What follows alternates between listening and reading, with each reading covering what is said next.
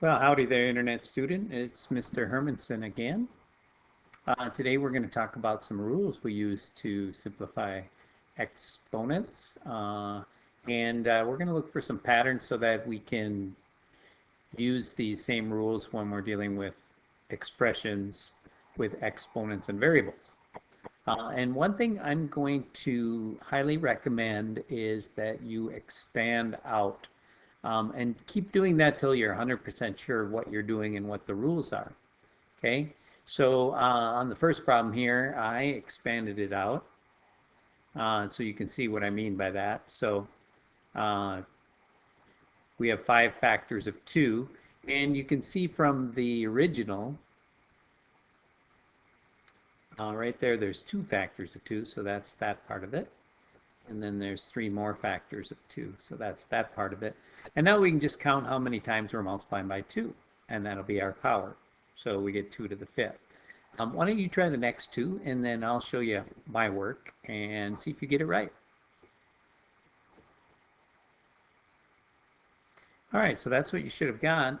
And what I want you to do is see if you could think of some shortcut so that you don't always have to write it out in expanded form. Okay, but now we're going to do the x's here. So I'm going to do x times x, and then I'm going to multiply that by x, 3 factors of x. So I have my first 2 right there. Oh. My first 2 and then my next 3. So we can count now that we have in total 5 factors of x. So we're going to do x to the 5th. Now what I want you to look for is some pattern that we can use when you're looking at these exponents and when you're looking at the final exponent in the answer.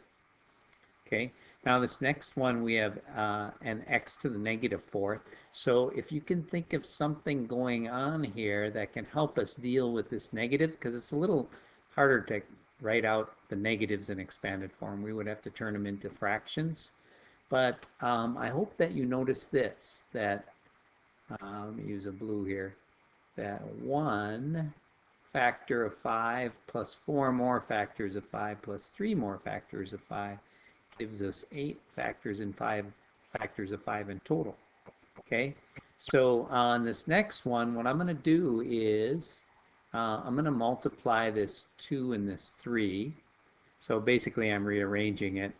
I'm not going to write it in expanded form, but I am going to switch it around a little. I'm going to do 2 times 3 times x to the negative 4th, and then times x to the 7th. And then the 2 times the 3 is the 6. And I noticed that I was adding the power, so I'm just going to add negative 4 and 7 together, and that equals 3. So go ahead and try the last one, see if you get that right. One thing you might not have done on that one is that you just have 1 factor of y here, so that's really y to the 1st power, and so you can add those together. You could have written them out in expanded form, and you would have seen that there are 3 factors of y there. All right, the next law is called the distributive law of exponents. So again, we're going to use our expanded form to help us understand this. So I have 2 times 3, and I have that product 3 times. And the reason I do is because of this power right here. Okay, now I'm going to put all the 2's together and all the 3's together. The commutative and associative properties allow me to do that. And as I do that, I notice that I have 3 factors of 2 and then 3 factors of 3 altogether. So if I'm going to use powers to write my answer, I get 2 to the 3rd times 3 to the 3rd. All right, and if I'll do the next one with you. So with variables, we'll do it the same way. We're going to write out x, y. I'm going to put a dot between them just to make sure you understand that it's x times y. And we're going to have 3 factors of that x times y, so it's going to look like this. Now I'm going to rearrange it so I have all my x's together and my y's together. And I see that I have 3 factors of x and 3 factors of y in the end. Now it's just kind of standard form to put the numbers in alphabetical order, or the letters in alphabetical order. On this one, work it backwards. See if you could figure out how to write it backwards. So write this as 9 times 9 times 9, and then x times x times x, and then look at what we did going from here to here to get the last two. See if you can figure that. So you should have got an expression that looks like this. You have 9x 3 times. So that's 9x to the third power. All right, see if you can do the last two here. That gets kind of tedious writing those out, so I hope you're starting to think of some ways you can avoid having to rewrite it that all. But I hope you're understanding that everything inside here is going to be multiplied by itself 2 times, or everything inside here is going to be multiplied by itself 6 times. So in the end, we end up with that 6 on the factor of 3 and that 6 on the factor of x. All right. We're going to do one more law, and then you're going to do your homework. This is the quotient law. See if you don't notice something going on here. So we write out this quotient. We have 3 factors of 2 on top and 2 factors of 2 on bottom. Now, wherever you have a 2 divided by 2, you can cancel that because 2 divided by 2 is 1, and multiplying by 1 will not affect it. So notice we crossed off those. We crossed off 2 factors of 2, and now we're left with 1. Now what I'm hoping you see is that there's some relationship between these powers here and the power in our answer. So let's go ahead and write this out and then cancel. And you don't have to rewrite this whole thing to do your canceling. You can just do it from here. But I'm going to cancel 4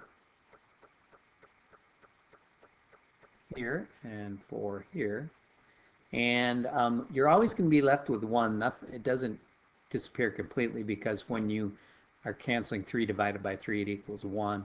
So essentially we have 1 on top, and we have 3 factors of 3 on the bottom, which is 1 over 3 to the third, or, if you will, another way to write that, remember, is 3 to the negative third. Okay, so as you look at this, it's way too big to write out, so we want to find another way. Well, remember that I ended up canceling 4 on top and 4 of these 7 on bottom. So I'm going to be able to cancel these 7, and I'm going to cancel 7 of those 12, which will leave me with 5 to the 5th power. And then the y's, I'm going to be able to cancel 8 of those with 8 of these 20. 20 minus 8 is going to leave me with 12 on the bottom.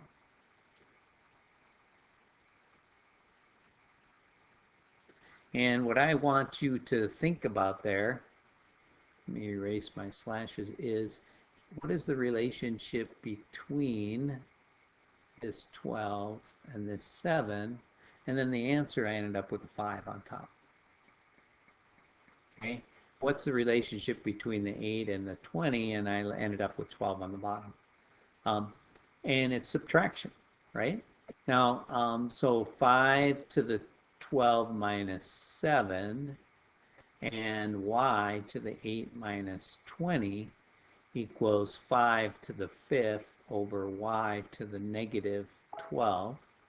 And you guys know that y to the negative 12th is actually 1 over y to the 12th, so that's why we ended up with y to the 12th down there. All right, so go ahead and fill in these backwards. So we have a to the 7th, b to the 3rd. And I think you could actually have lots of choices for this, but see if you can figure one out. So here's what I came up with. 9 minus 2 is 7, so that works for the A. And then 10 minus 7 is 3, so that works for the B. So we're canceling out 2 factors of A, 7 factors of B, and we end up with 7 factors of A and 3 factors of B. All right, I'm going to take you to the page where you're going to do your homework, and I'm going to get you started on a couple of those problems so you can see what you need to do. I'm going to skip down here to number 5, and I'm just going to remind you that writing in an expanded form does not hurt. And then when you write it in expanded form, put the normal numbers together, so 2 times 5 together, and then you need to count how many times you're multiplying by n. So there's my first n to the 4th there. There's my second n to the 4th there. Now, some of you are thinking why I didn't do 2 4 times. And that's because the power is just on the variable because of order of operations. So this is 2 times n times n times n times n. There's only one factor of 2 there. And because of the order of operations, powers come before multiplication. Okay, so the answer is 2 times 5 is 10, and then we have 8 factors of n. All right, let's go and do one of these together. The distributive law. One thing I'm going to just ask that you do, like when you have a negative power, is to get rid of that negative power, right? So, so this is over 1. So to get rid of that negative power, you're going to flip it. And now it's a positive power. And now I can write that in expanded form.